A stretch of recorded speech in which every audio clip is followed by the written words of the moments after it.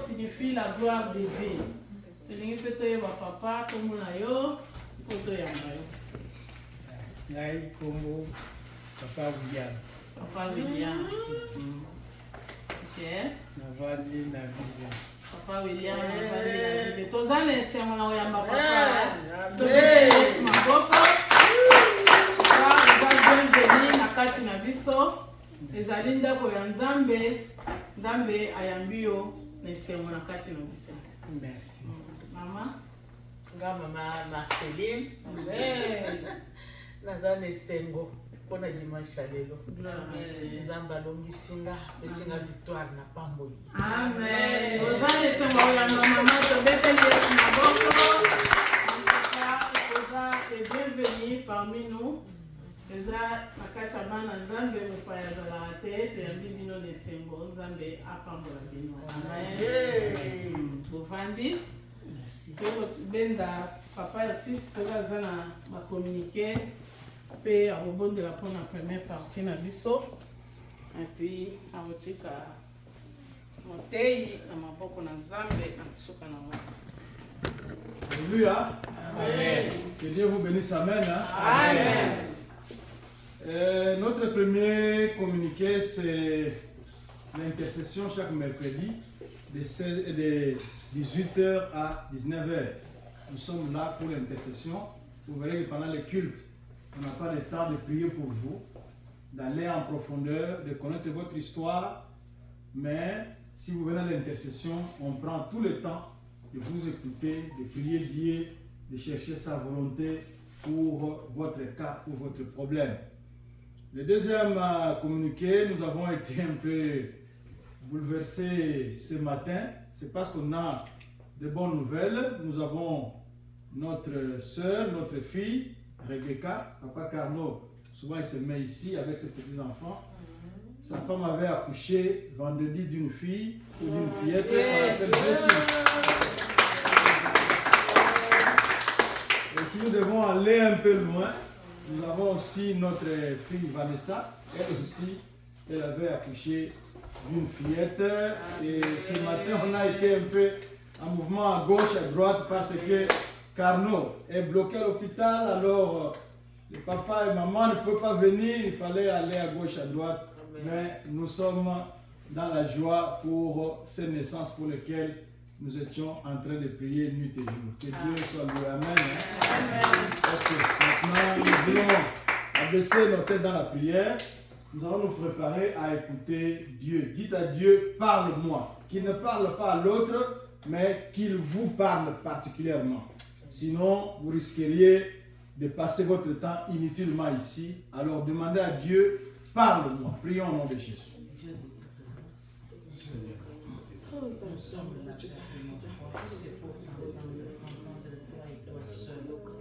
Seigneur, merci. Le Dieu incomparable, le Dieu très haut, le Dieu tout-puissant. Nous sommes dans la joie d'être dans ta présence ce matin. Nous sommes dans la joie parce que tu es le Dieu qui parle.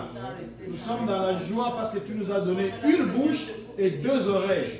Cela signifie que nous devons parler peu et beaucoup écouter. Nous avons déjà parlé en ta présence. Nous fermons nos bouches. Nous ouvrons grandement nos oreilles. Laisse que ton Saint-Esprit nous parle. Laisse que ton Saint-Esprit dépose ta parole dans nos cœurs pour la gloire de ton nom. Nous voulons t'amener l'instrument inutile que tu t'es choisi, oh Yahweh, pour que tu l'utilises puissamment en ce moment, pour que une onction particulière repose sur elle pour transmettre ta parole. Nous avons besoin de ta parole. Tu affirmes dans ta parole que l'homme ne vivra pas de pain seulement, Seigneur. Tu sais que nous avons mangé le pain, nous avons mangé le foufou. Maintenant, c'est le moment de nous nourrir, de nourrir notre être intérieur, de nourrir notre être spirituel avec ta parole. Parle, ô Seigneur, ton peuple écoute. Que la gloire te revienne dans le nom de Jésus-Christ. Amen. Amen. Pendant qu'elle va venir, nous allons acclamer très fort pour la gloire du Seigneur.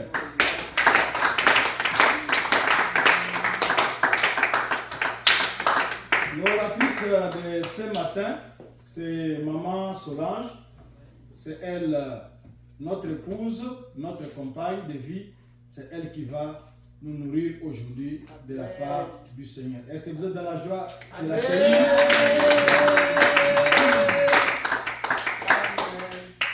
Amen. Amen. Il est temps que Dieu veut nous nourrir aussi spirituellement. Depuis qu'on est entré ici, on a chanté, on a prié, on a présenté à Dieu nos requêtes. Maintenant, nous voulons aussi disposer les oreilles de notre cœur pour que Dieu puisse nous parler. Ce matin, avant de commencer notre exhortation, je voulais d'abord faire une sorte de passer la révision de la prédication des révérends docteur Papa Jean-Pierre Mouffouta le dimanche passé. Pour ceux qui n'étaient pas là, Papa nous avait exhorté sur la création. Il a parlé de la création. Qu'est-ce que Dieu avait commencé au commencement sur la création. C'était ma première fois d'entendre la parole de Dieu sur la création dans cet angle-là. Je rappelle que j'avais reçu Jésus-Christ quand j'avais 15 ans. Aujourd'hui, j'ai 50 ans, donc 35 ans, et je suis dans le Seigneur, lire la parole de Dieu. Mais c'est ma première fois d'écouter l'interprétation de la création de la sorte. Donc c'est pour dire qu'on ne se rassasie pas de la parole de Dieu. La parole de Dieu se renouvelle du jour au jour. Même si tu as déjà lu ces passages, mais si Dieu veut retirer quelque chose dans ces passages pour te nourrir, ça sera toujours nouvelle. Donc ça se renouvelle. Comme sa grâce qui se renouvelle du jour au jour, sa bonté se renouvelle du jour au jour dans nos vies. En tout cas, le dimanche passé, j'étais bénie d'une autre façon de voir comment Dieu nous avait parlé par rapport à ce que nous avons toujours lu. Au commencement, Dieu créa le ciel et la terre, et ceci, cela. Mais Papa avait développé ce que Dieu a mis en lui pour nous donner, qu'au commencement, Dieu avait commencé à séparer le jour des nuits, le bien des mal. Il a développé les choses qu'on peut faire facilement le jour devant tout le monde, où notre conscience est calme et que je fais du bien, et des choses qu'on fait en cachette la nuit, puisque ce sont les choses des ténèbres que les gens ne peuvent pas voir, et notre conscience même nous dit que ce que nous faisons est mal, nous nous cachons à les faire. Alléluia. Amen. Moi j'avais dit, oh mon Dieu, la Bible dit, est-ce que la nature ne vous enseigne-t-elle pas? Lorsque Dieu a séparé les jours des nuits, c'était une façon de nous dire, dans notre marche chrétienne, si on se dit premièrement qu'on est chrétien, la première des choses à faire, c'est de séparer les jours des nuits. Amen. Et j'ai marché avec ça. J'ai marché avec ça. Toute la semaine, même au boulot, j'ai dit je dois séparer les jours et la nuit. C'est Dieu, c'est l'exemple que Dieu nous a donné. De séparer le jour et la nuit. Ça, c'était la parole de la semaine passée. Je vais y revenir. Ça revient encore dans notre prédication de ce matin. Ce matin, notre thème est « Il est avantageux que je m'en aille ». Il est avantageux que je m'en aille. Ça, c'est la parole de notre Seigneur Jésus-Christ. C'est notre Seigneur Jésus qui a dit qu'il est avantageux que je m'en aille. Nous sommes dans Jean, chapitre 16. Nous pouvons commencer au verset 5. Papa, vous pouvez nous aider à lire puisque nous allons exploiter cela petit à petit et voir quelle sorte de nourriture Dieu a mis dans ces passages de Jean, chapitre 16. Commence au verset 5 et vous descendez. Jean chapitre 16, verset 5. Nous lisons au nom de Jésus-Christ. Amen. Maintenant, je m'en vais vers celui qui m'a envoyé et aucun de vous ne me demande où vas-tu. Mais parce que je vous ai dit ces choses, la tristesse a rempli votre cœur. Cependant, je vous dis la vérité, il vous est avantageux que je m'en aille. Car si je ne m'en vais pas, le Consolateur ne viendra pas vers vous. Mais si je m'en vais, je vous l'enverrai. Amen. Tu continues? Vous pouvez vous arrêter là-bas. Amen. Amen. Nous savons ici, c'est notre Seigneur Jésus-Christ est en train de parler à ses disciples. Ces paroles ici, ça sort après la résurrection. Nous savons que Jésus était avec ses disciples dans le ministère. À 30 ans, Jésus a commencé le ministère et il bénissait, il guérissait, il marchait, il faisait des miracles.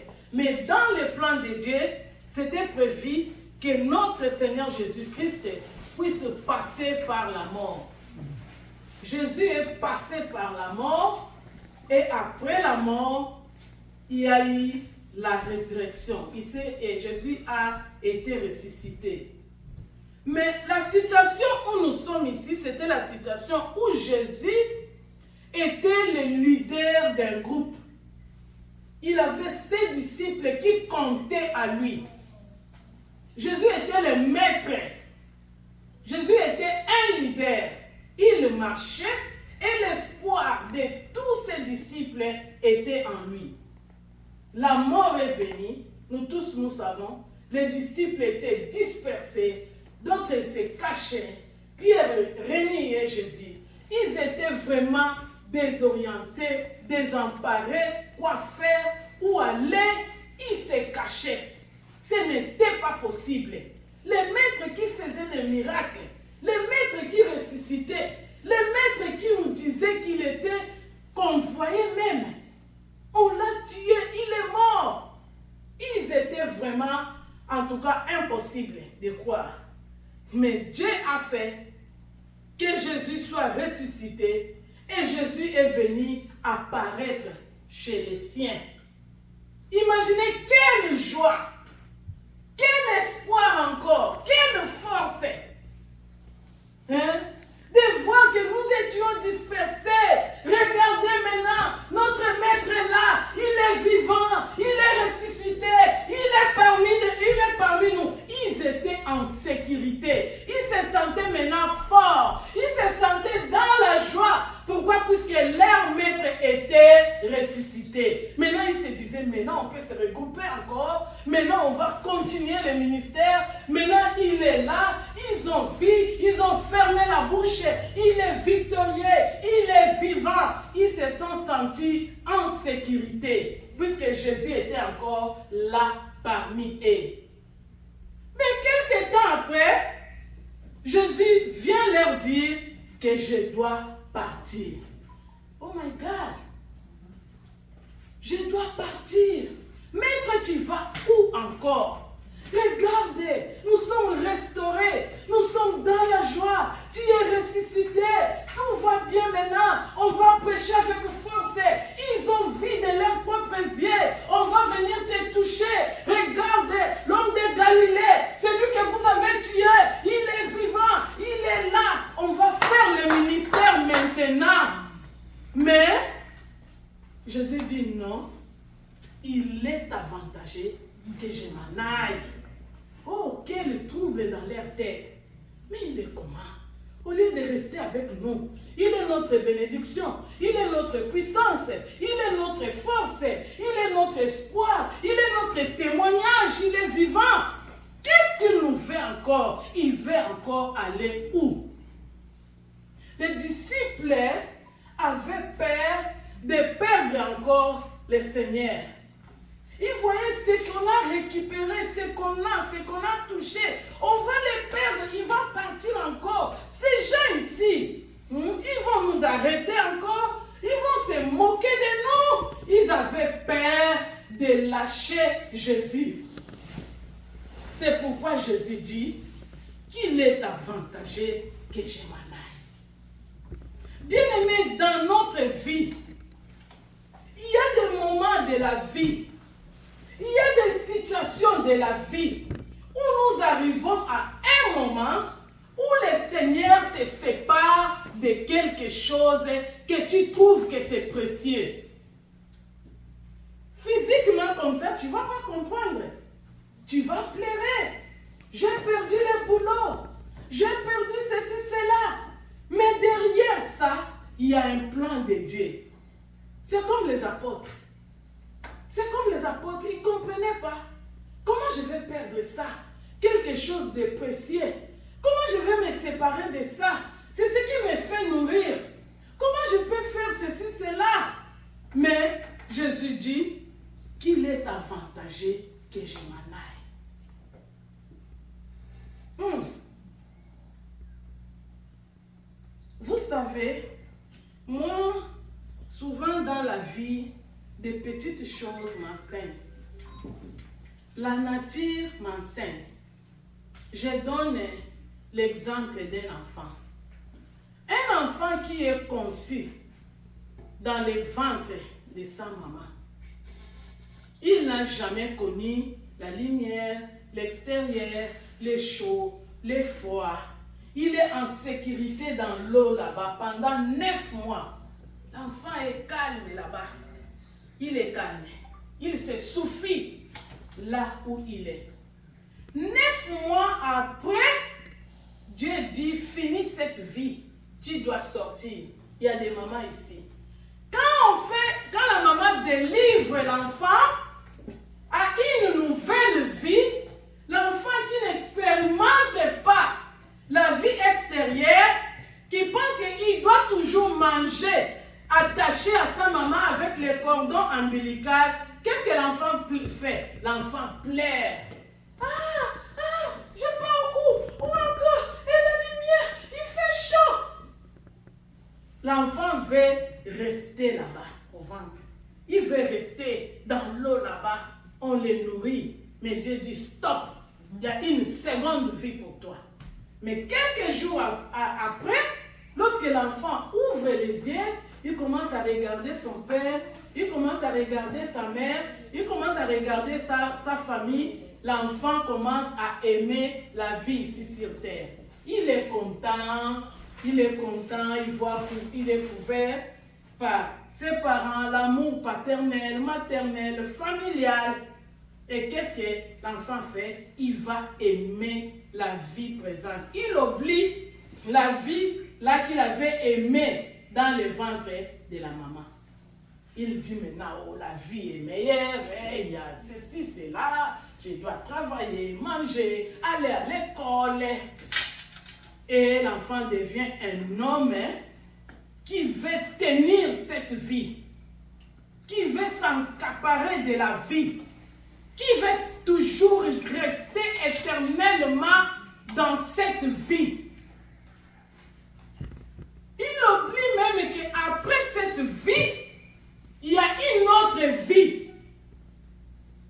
Après cette vie que nous en chérissons, après cette vie que nous aimons tellement, après cette vie que nous dépensons tous nos 24 heures à chercher, à manger, à boire, à faire ceci, cela, nous oublions qu'il y a une autre vie, troisième vie, après cette vie, où nous devons nous séparer de cette vie présente un jour et faire les pas vers la vie éternelle. Une troisième vie. Jésus dit non, je dois vous quitter. Je dois vous quitter. Il faut que je parte. Il est avantageux que je m'en aille. Tu pars où? On nous continue, le verset 7. Si on peut nous lire pourquoi Jésus veut partir. Il veut changer de vie. Il veut aller à une autre vie.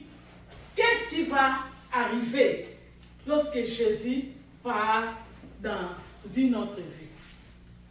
Verset 7. Cependant, je vous dis la vérité. Il vous est avantageux que je m'en aille, car si je ne m'en vais pas, le Consolateur ne viendra pas vers vous, mais si je m'en vais, je vous l'enverrai. Amen. Amen. Amen. Jésus dit qu'il est avantageux pour que je m'en aille. Pourquoi? Puisque si je pars, le Consolateur va venir. Le Consolateur ne pouvait pas venir si Jésus continuait à rester avec les apôtres. Nous savons que Pierre avait renié Jésus. Pourquoi? Puisqu'il n'y avait pas encore de consolateur. Il avait peur. Il avait peur et Jésus dit, ma mission sur la terre est terminée. Maintenant, il est avantageux que je m'en aille. Si je pars, enfin le consolateur va venir. lâcher. Lâche ce que tu retiens. Lâche la chose qui te captive afin qu'une chose nouvelle arrive. Regarde cette situation-là que tu trouves que c'est impossible de me séparer de ça. C'est ce qui bloque la nouvelle chose meilleure qui devait arriver. Qu'est-ce que tu trouves que c'est très bien, que tu continues à garder, si tu trouves que si je lâche ça, je serai en insécurité. Mais c'est ce qui bloque ta bénédiction exactement. C'est ce qui bloque quelque chose de plus meilleur à venir. Pourquoi? Tu as peur. Tu as peur d'affronter. Tu as peur d'avancer, de lâcher. De lâcher des choses que tu as attachées plusieurs années. Tu continues avec. Tu continues avec. C'est ce qui retarde. C'est ce qui empêche la plus meilleure, la plus bonne chose encore de venir. Jésus dit, si je pars, le consolateur viendra. Le consolateur viendra vivre permanent avec vous. Il sera permanent parmi vous. Il sera du jour au jour avec vous. Il va marcher avec vous. Il va vous apporter la force. Il va vous apporter la lumière. Il va vous consoler, vous souffler chaque jour ce que vous devez faire en tant qu'enfant de Dieu. Moi, je dois partir. Je dois partir. Mais celui qui va venir sera votre ami, sera votre consolateur, sera votre guide, sera votre lumière. C'est pourquoi vous avez écouté la fois passée où papa avait dit qu'on doit séparer les jours des ténèbres. Il n'y a que ces consolateurs qui doit arriver, qui peut nous donner cette force-là de séparer le jour de la nuit. De nous-mêmes, nous ne serons pas. Nous ne sommes pas plus spéciaux que Pierre. Lui avait mangé avec Jésus. Il a vu les miracles. Il savait que Jésus était Dieu. Mais devant un enfant qui a reconnu que moi je trouve que messieurs, vous êtes l'un de ce type-là. Sans le consolateur, Pierre a dit, Kamunuko, je ne le connais pas. Pourquoi? Puisque le Saint-Esprit n'était pas encore avec Pierre. Puisqu'il luttait avec lui-même, avec sa force, avec son corps, avec sa pensée.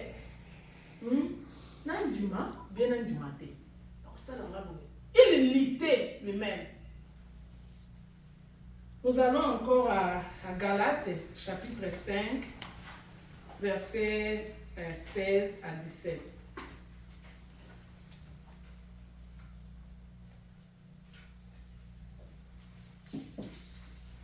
Galates, c'est lui qui a trouvé aussi. Galates, chapitre 5. Combien? 5, chapitre 5, versets 16 à 17. 16 à 17. Je dis donc, marchez selon l'esprit et vous n'accomplirez pas les désirs de la chair. Car la chair a des désirs contraires à ceux de l'esprit. Et l'esprit en a des contraires à ceux de la chair. Ils sont opposés entre eux, afin que vous ne fassiez point ce que vous voudriez. Amen. Amen. Jésus a promis le Saint-Esprit.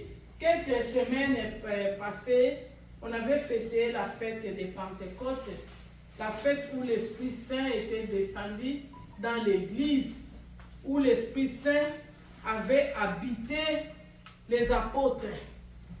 Les apôtres qui avaient peur de lâcher Jésus, ceux qui avaient les murmures, qui ne comprenaient pas, que pourquoi ce type veut nous lâcher encore? Il veut aller encore où? Nous allons rester encore orphelins, sans maître, sans leader. Mais comme Jésus les avait fait comprendre qu'il était avantagé que je m'en aille, et le Saint-Esprit est venu habiter en eux, nous savons, dès que le Saint-Esprit était parmi les disciples, le ministère des disciples était devenu encore très fort, très puissant. Ils pouvaient sortir, aller prêcher, aller évangéliser, aller témoigner Christ. Pourquoi? Puisque l'esprit qu'ils avaient reçu était une puissance. Dans d'autres versions, on dit, je vous enverrai la puissance, l'effet. C'est cet esprit-là qui donne le courage, qui donne la puissance, qui donne même cette force-là de se séparer du jour à la nuit. C'est cette force-là, bien-aimé, c'est cette force-là qui est descendue parmi les hommes dans l'église. C'est ce qui a éclairé, c'est ce qui a encouragé les disciples d'aller. Vous allez lire comment les disciples de Jésus, tous, comment était leur mort. Ils n'avaient pas peur de la mort. Ils devaient aller, partir, prêcher, enseigner, puisque l'esprit qui les animait était l'esprit de Dieu, était l'esprit puissant, était l'esprit de fait, de courage. Et ils allaient, ils prêchaient, ils annonçaient la bonne nouvelle. Pourquoi? Parce que Jésus était parti et cet esprit-là qui était la bénédiction, la force, la lumière dans eux, c'est ce qui a fait que les chrétiens, que les apôtres puissent marcher dans la puissance. Et nous aussi aujourd'hui dans Galates 5, nous venons de lire que les œuvres de l'esprit est opposées. Les œuvres de l'esprit ne se marient pas avec les œuvres charnelles. Non.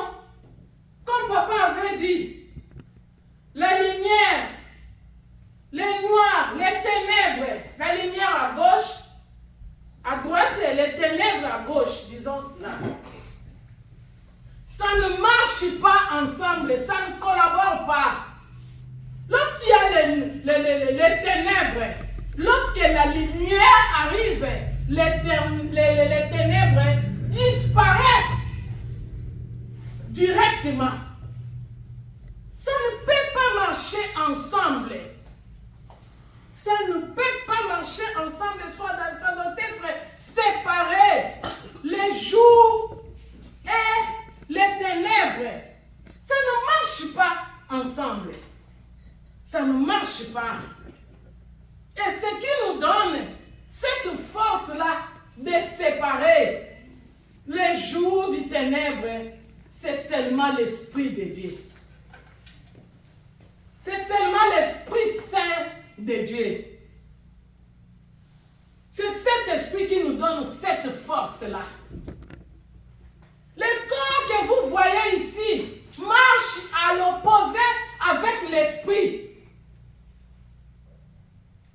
Marche à l'opposé, c'est cette enveloppe ici qui marche à l'opposé avec l'esprit. C'est pourquoi vous allez voir, le corps nous attire dans les ténèbres. Le corps nous attire à faire des choses qui blessent le Saint-Esprit.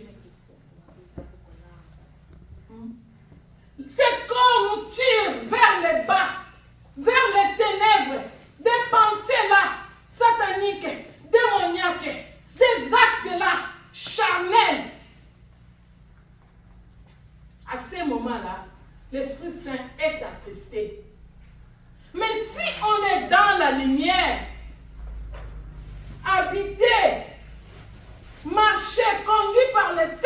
Saint-Esprit, c'est à ce moment-là qu'on a cette force-là de marcher dans la lumière comme l'enfant de Dieu. Être un enfant de Dieu, rempli du Saint-Esprit, c'est une vie. On n'a pas besoin d'ouvrir la bouche. C'est dire, oh, tu sais, moi je suis chrétien. On n'a pas besoin d'ouvrir la bouche. Seulement les actes, notre vie, notre façon de marcher, notre façon de se comporter. Les gens vont voir quelque chose de différent en vous. Ah, moi je trouve, cette dame, elle est spéciale, elle n'est pas comme les autres. Quand elle est en groupe, elle ne parle pas beaucoup et elle ne parle pas de n'importe quoi. Ça, c'est quel secret qu'il y a en elle? On va venir checker, voir pourquoi elle est comme ça.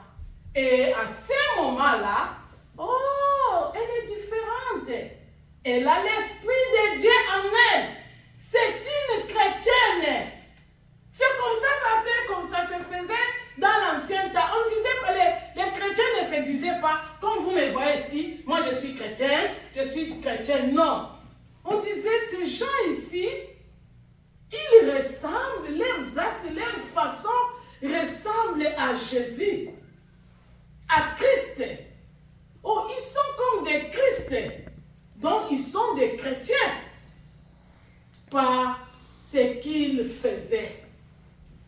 On n'a pas à se dire, je suis chrétienne, mais on vit. C'est une vie. Être chrétien, c'est une vie. Et c'est le Saint-Esprit qui nous donne cette force de demeurer chrétien ou chrétienne.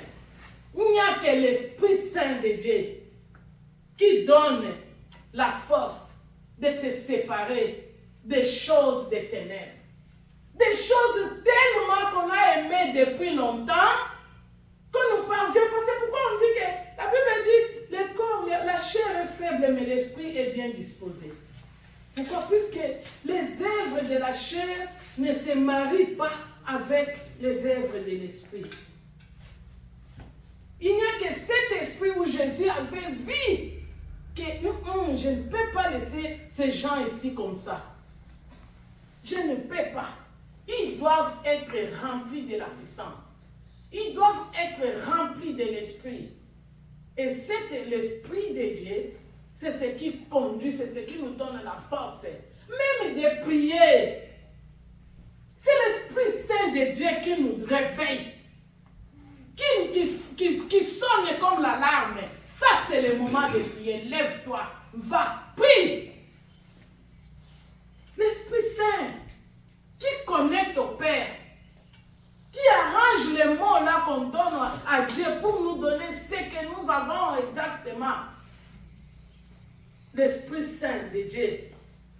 L'Esprit Saint de Dieu, c'est ce qui nous donne la force de nous séparer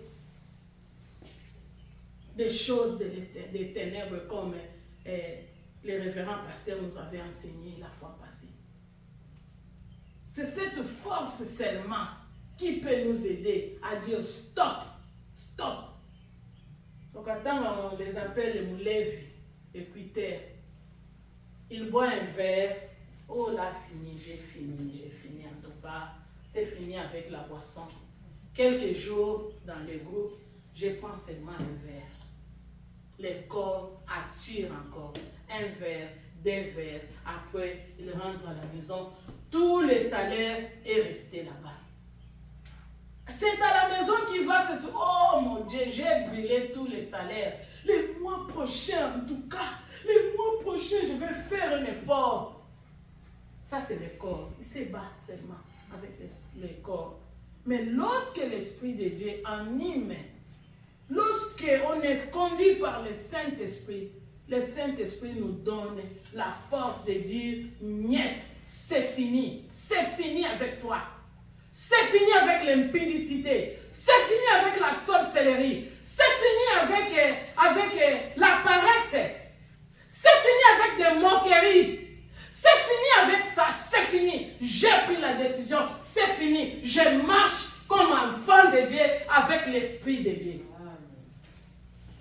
Et l'Esprit va nous aider à faire cette différence. Et l'Esprit va nous aider à marcher dans ce monde qui est noir. Le monde est tellement noir et profond. Il n'y a que la lumière du Saint-Esprit qui nous montre où piétiner, où mettre les pieds. J'ai raconté à ma fille, hier j'ai rencontré une femme, nous travaillons ensemble avec elle. Au travail, on a donné les médicaments aux malades, se sont partis dormir. Maintenant, nous sommes restés avec elle. Elle me dit, oh, tu sais, tu vois, moi j'ai pris beaucoup. J'ai pris pour les gens. J'ai fait ceci, cela. Moi, je dis, ah bon, oh, moi, on m'appelle prophète, pasteur, et tout ceci, cela. Je suis serviteur de Dieu. Moi, je dis, ah, gloire à Dieu, que Dieu était bien. J'étais là calme. Et après, elle a fait sortir dans son sac les cartes. Moi, les cartes, comme les cartes. Oh, moi, j'ai lu ces cartes comme ça. J'ai dit aux gens, ceci, cela. Une femme dans des quarantaines. Moi, je dis, ah bon, tu ne lis pas la Bible, tu es inspiré aux cartes. Oui, moi, je peux. Tu es né, donne-moi ta date de naissance. On a le bio et bingate.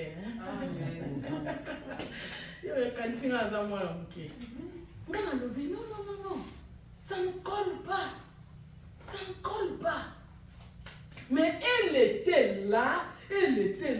Moi, j'ai commencé à la donner les passages bibliques. Et elle était là. Oh, moi, je n'ai jamais écouté cela. C'est où? Donne-moi. Et elle commençait à écrire. Moi, je dis, mais comment tu fais pour être pasteur? Comment tu fais pour prophétiser? Comment tu fais sans la parole de Dieu? Oh, j'ai étudié ça à l'école.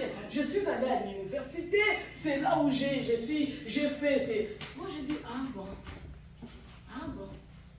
Et elle a une chaîne. Si tu vas dans YouTube, fais ceci, cela, et tu me verras là-bas. Je fais ceci, je prophétise aux gens, mais sans la parole de Dieu. Elle a des cartes, elle a des cartes. Mais un enfant de Dieu, celui que Jésus avait dit, que Jésus avait vu qu'il était avantagé que je m'en aille pour envoyer le Saint-Esprit qui est notre consolateur. Il nous a légué l'Esprit de Dieu.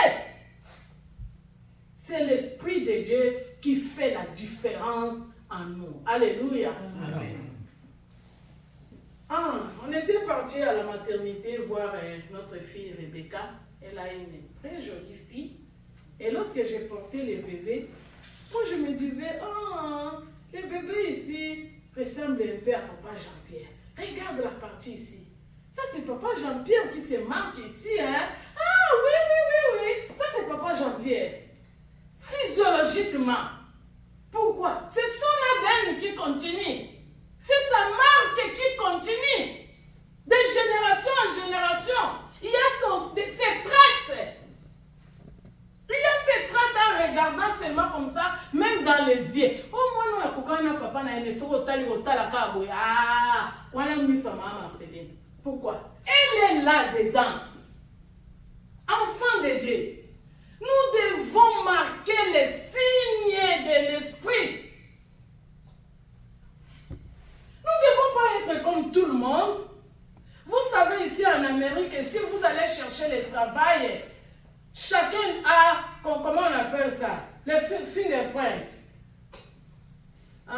Empreinte digitale. Chacun a son empreinte digitale. Même si vous savez, Dieu est merveilleux. Même les vrais jumeaux se diffèrent de leurs empreintes digitales. Pourquoi? Pour dire que chacun est unique. Et nous sommes combien dans le monde? Nous sommes, même si vous êtes des vrais triplets, vous allez là-bas, chacun a sa marque. Les enfants de Doxadeo, nous avons notre marque. Nous avons notre marque. Nous sommes tous des chrétiens, mais nous avons notre marque. Notre marque, c'est quoi? La crainte de l'Éternel, la sainteté et l'amour. Nous sommes ici à Buffalo, si on ne se vante pas, on fait marquer les fruits de notre Père. Ah, oh, bana papa boy. Ce que va le dire que oh, le bana papa me fout en dégaine à l'objet, ça signifie que bana wana ils se ressemblent à leur père. Je veux que quand on dit à Buffalo que oh, le bana doxa deo, bah on a marqué à Saint-Esprit, s'il vous plaît. Amen. Bah on a marqué de l'esprit en nous. Nous devons faire la différence. L'église va commander ma kidate. Qu'on soit le rotonga. Non, adoxadeo.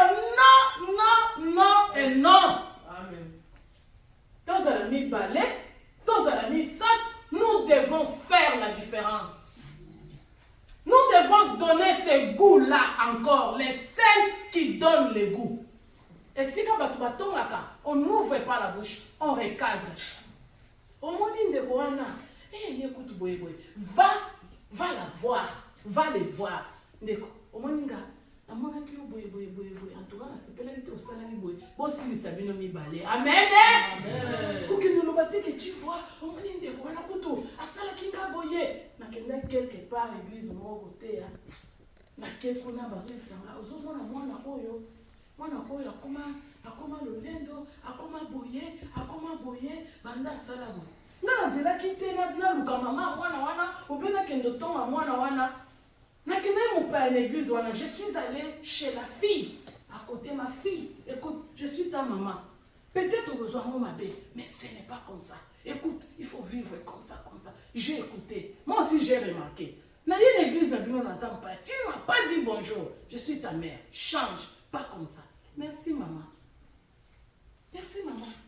Il faut pas aller comme à l'olendo, banda bana, moi on a comme à l'olendo. Non, non et non. Faisons la différence. Faisons la différence. Ata toza mukie, toza esika moko boye. Ba mona susu buya ba Kristo. Ba mona ke ba wana bana doxa. Ba wana ba Kristo. Na marque ya Saint-Esprit. Alléluia. Peut-être nous devons marcher avec le Saint-Esprit. Et il n'y a que le Saint-Esprit qui fait la différence. Il n'y a que le Saint-Esprit qui donne cette force-là de nous séparer des ténèbres du jour qu'on avait enseigné Papa. De nous-mêmes, nous ne saurons pas. Nous allons koloba, pour ça mais si l'esprit est en nous, il va nous donner la force de nous séparer des choses des ténèbres. Il va nous donner la force. Il va nous donner l'envie là de marcher comme les enfants de Dieu, même dans les ténèbres, même dans les secrets, même là où on ne vous connaît pas. Mais on doit voir la différence des œuvres de l'esprit dans nos vies. Puisque c'est que nous donnons beaucoup de l'importance n'est que vanité de vanité. Et qu'aussi là, et qu'on les canons nous autres.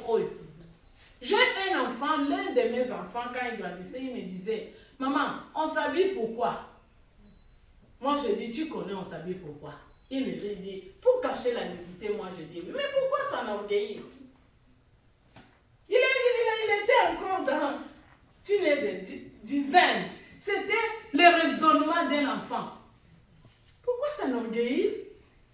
Si tu sais que je me suis habillée pour me couvrir, alors tu vas te moquer des autres qui n'en ont pas, mais tu es ridicule.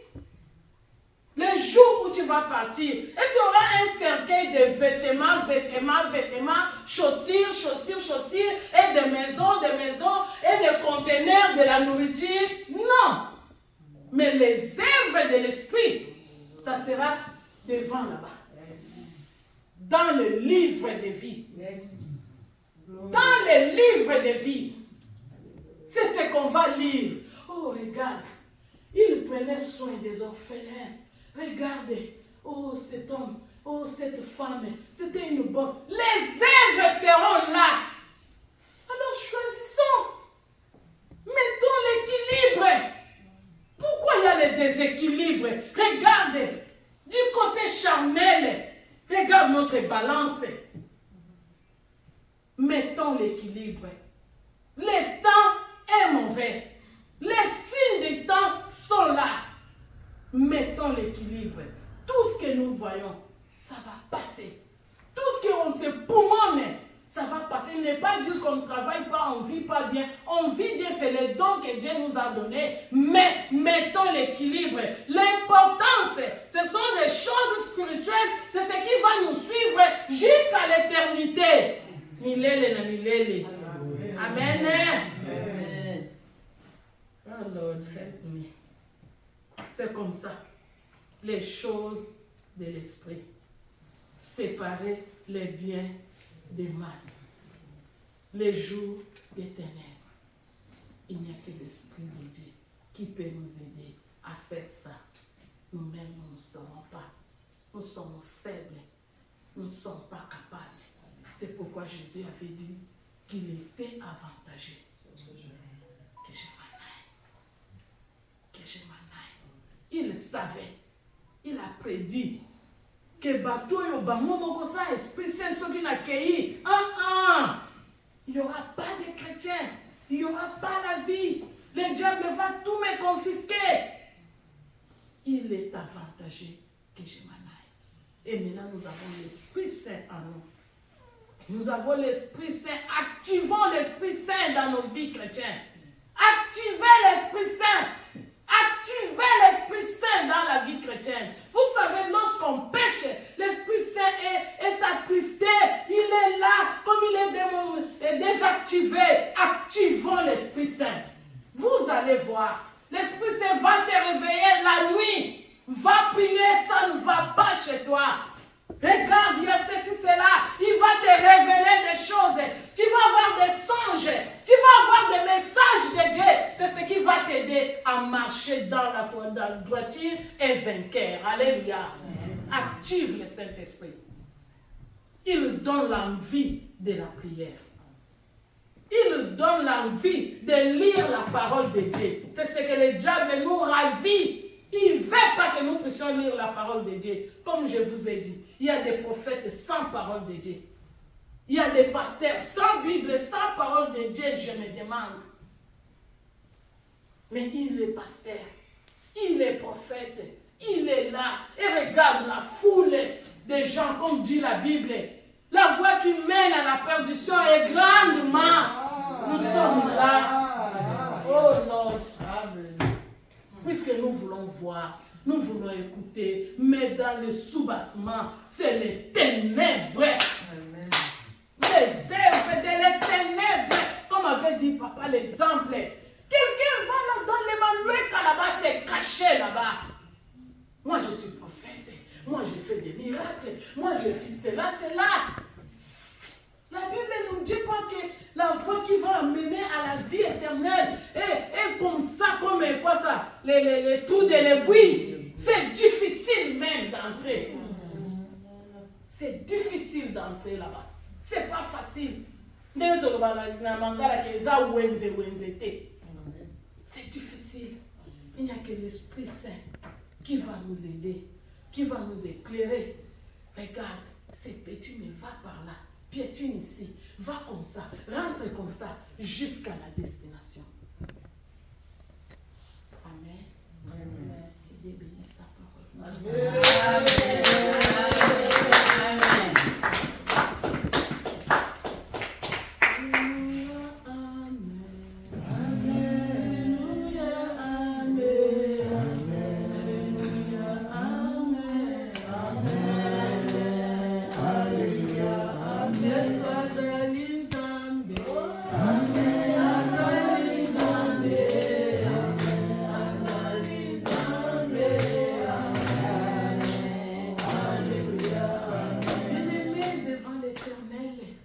Approche-toi, active encore puissamment le Saint-Esprit dans ta vie. Que l'esprit de paix nous anime. L'esprit qui va nous donner le courage de nous séparer de les ténèbres. Prions l'Éternel. Seigneur, sans toi, nous sommes.